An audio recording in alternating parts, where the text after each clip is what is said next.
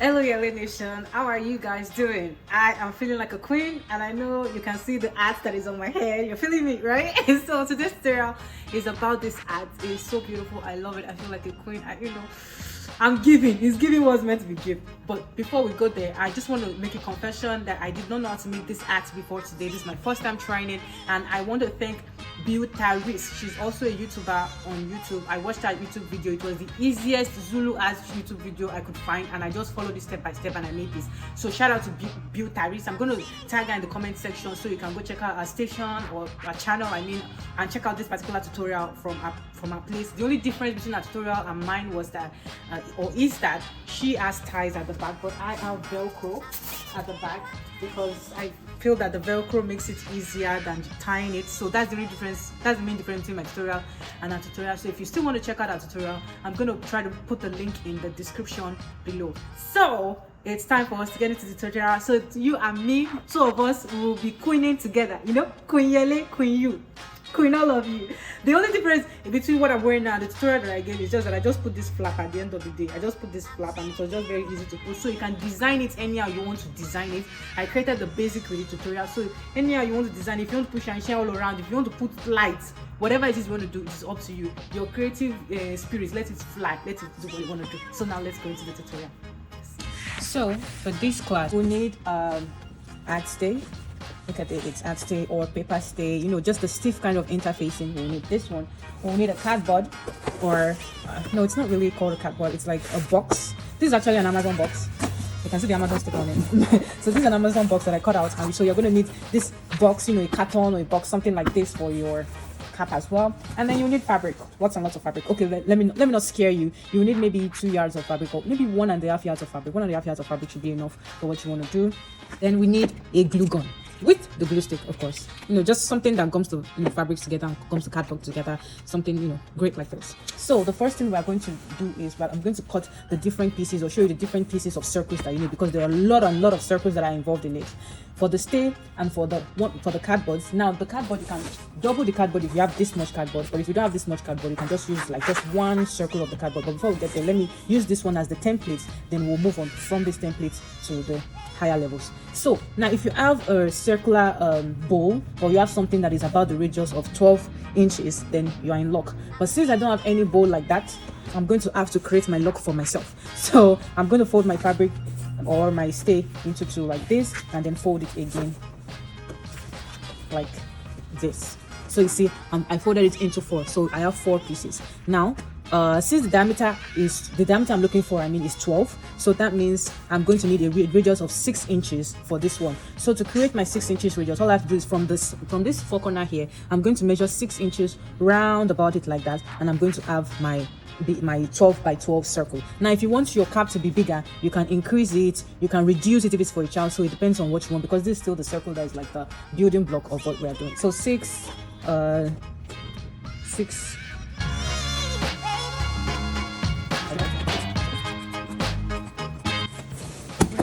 and that's it. I have my circle. So this my circle is a 12 by 12 circle, just like that, and I'm going to also use it to cut out my carton. So I'm going to use this to cut out I think this carton is very thick, so I'm just going to cut one. But if you want yours to be super thick, like you want to be able to use the cap to slap someone, the person will faint, then maybe you should use 2, but I'm going to just stick to 1 because I'm not fighting anybody. All right, so just as I did for this, I also did for the cardboard. So I have my circular cardboard and I have my circular stay, and then I have 2 other circular fabric circles. So redundant, circular fabric circles. It's all good. So there's this one. The radius that I used for this one was 6.5. So you can use between 6.5 and 6.75 as the radius for this one. That's because we want the diameter of this one to be 13 to 13.5 inches. Then you see that there's a bigger one right next to it. The radius of this one is 7.5 inches because we want the diameter to be 15 inches. So now that means we have 3 different sizes of this circle. We have this one whose diameter is 13.5. We have this one that is bigger than this one a little bit. The diameter of this one is 15 inches, and then we have our stay and our cardboard who have the same diameter of 12 inches. Diameter 12 inches mean radius 6 inches. I hope you get the mathematics. The mathematics is that from here to here is diameter, right? And then from the middle to the edge is radius. Do you feel me? See, I'm supposed to be a mathematics professor. It's just that this is where I meet myself. It's fine. So all right, so after doing that, then I cut also like a rectangle. This rectangle is 25 inches by 12 inches. So 25 inches by 12 inches. You need that one for the band. Now, if you want your band to be longer, such that you want to be able to tie it at the back, this one I did it like this, short this way, because I just want to put Velcro and overlap them at the back and just, you know, make it simple and straightforward at the back. That is why I did it like this. But if you don't want yours to look like this, if you don't want it to be Velcro, if you want to be able to tie it at the back, then you should make the length up to 36 inches. My length is 25 inches, but you can make yours up to 36 inches if you want to tie it at the back. We get each other. I hope we get each other. Now, the next thing that I'm going to do now is I'm going to go sew this edge together, and I'm also going to sew this edge together, and I'm going to sew it in the middle. I'm going to sew it at this edge also, like from here to maybe around here, and from here to here, so that I will have a little bit of space to be able to turn it inside out. Okay, so I'll sew it like this all the way here, maybe leave some space, and then sew the rest all the way down. BRB. So this is it right here. So I'm going to just turn it inside out. Really, this is all that we have right now, and this is where I'm going to just put my Velcro at the back and then just, like, you know, make it stay right here.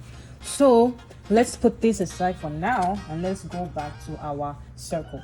Now our bigger circle is what we are going to go for first. So we're going to take our bigger circle. So what we're going to do now is we're going to find a nice circumference for our head on this circle, because we want to sew this one all around it like this. You get what I'm saying? We want to sew it. In fact, it's looking funny, but we want to sew that one on it. So what we're going to do, I'm going to just take my fabric like this, fold it like this, and then I'm just going to do a little bit of calculation to find, you know, the correct radius. We're just going to do 22 inches, which is my edge circumference, divided by 6.28. If you don't want to do that kind of math, you can just always use 3.5 inches as the radius. 3.5 inches, you shouldn't be able to go wrong with 3.5 inches. So I'm going to just use 3.5 inches as my radius. This is the midpoint right here, because I still need to keep taking my radius. I'm going to open my circle. Then from my midpoint that I marked, I'm going to keep measuring my 3.5 round about it. You know that that is where your sewing is going to be.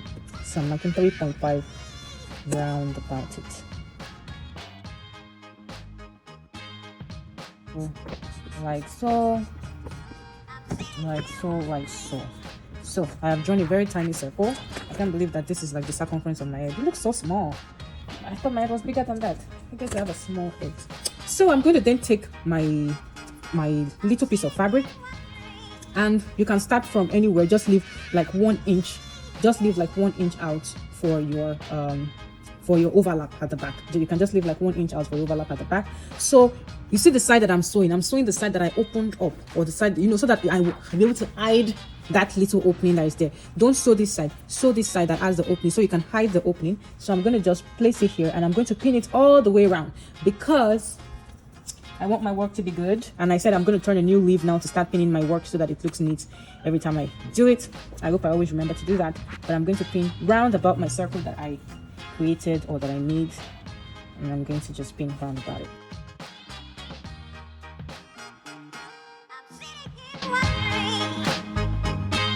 And I'm going to sew round about it, but please take it slow. Take it slow. Take it slow. So take it slow. Make sure you sew very slowly round about where you have pinned inside. Make sure nothing is overlapping anything. Just sew it gently and steadily. Slow and steady wins the race. And if you notice, I pinned it to the right side, not to this wrong side. I pinned it to the right side, because if you pin it to the wrong side, then that means the wrong side is going to be facing the inside of your cap, and you don't want that. So I pinned it to the right side. So after pinning, now let's just take it to some machine sew, and then we'll see what we have. Okay, so after sewing, this is what we have. Look at that. So small is already resembling our thing, something that we're trying to do. And this is the other side. You see how rough that side is. Now that side is what we're going to cover. We're going to cover it up. Now we're going to then take our pali, this is it, and put it inside it like this, and then use this to cover around about it. So the next thing we're going to do to be able to cover around about it is like that, trying to smush it or squeeze it up. So we need needle and thread to smush it. Why do I keep saying smooth? We'll need needle and thread to squeeze it. Squeeze. So we're going to use needle and thread to squeeze it, and then we'll continue from there. All right, so I have my nice long thread, and I'm going to just start from somewhere and then just take it like this, just like keep putting your needle in and out like this, like you're making a smoking thread type thing, and then you keep doing that all around the circle. So after running my thread through everything, or squeezing my thread through the fabric, I have something like this. It's a little squeezed like this, so I'm going to take my cardboard and put it in and try to fit it, correctly inside my squeezed thingy. So I think it's nicely fit now, so I'm going to find my thread and then I'll squeeze it and smush it inside like that. You see that? And now we have our cardboard. Okay, so we've done this. I smushed it in. I just drew the thread and then to smooch everything in. So now that everything is looking fixed and everything is looking smart and clean on the other side, I'm just going to then tie my thread off and cut it off right here. Then to take this one, our stay, remember our stay. Now if you want to be more thorough, you should put a glue gun inside. You glue the gum, put it all around here and stick it down. Make sure that it lays down flat, like if you want to be more thorough with it. But for now, I'm not sure that I need to do that. So I'm going to then take my stay, make sure that it's the shiny gummy parts that you're putting on the on this, and then you see that the fabric is a little bigger than the stay. That is exactly what you want. You want the fabric to be bigger than the stay. So now I'm going to then iron this, and then we'll move to the next step. Okay, so after ironing the stay on it, I was hoping the stay would do better than this, but somehow the stay is not staying as I like to stay. They shouldn't call it stay, they should call it go, because it's not doing a good job. Anyway, so after that, I'm just going to snip around my stay circle. Now if your stay doesn't have the fusible interface, or that doesn't have the fusible part, then you should probably put gum between your stay and your fabric, so that the so that the stay would be gummy on the fabric, or the fabric will gum to the stay. One of them will gum to each other, and that's it. And so now I'll take my glue gun. I'm going to put it around like this, and then close it. You see the way I'm doing it, like that.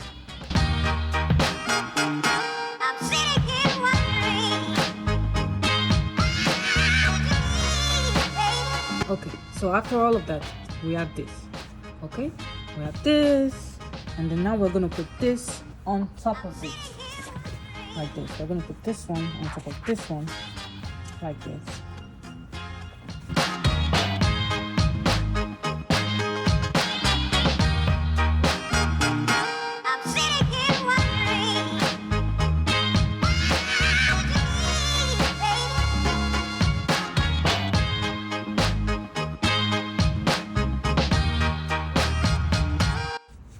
Okay, so now we have our cap. I'll still put some extra stuff on it to make it more, I think I'm going to put something like this on it, to give it more vibes. And then I'll put the Velcro at the back to be able to hold it down. So that's just the next thing I'm going to do. I'm just going to put Velcro at the back, and then my cap will be all ready. And that's it for this tutorial. I'm going to embellish it, of course, so you can embellish it anyhow you want to do it. You can put something on here, put something on here, put something by the band. Anyhow you want to like jazz it up or spice it up, it's up to you. But I looked at a lot of Zulu art tutorials, and I think this was the easiest one that I could do on such short notice. So I hope you enjoyed this tutorial. I'll see you same time next week. Have a wonderful, wonderful, wonderful week ahead. Bye.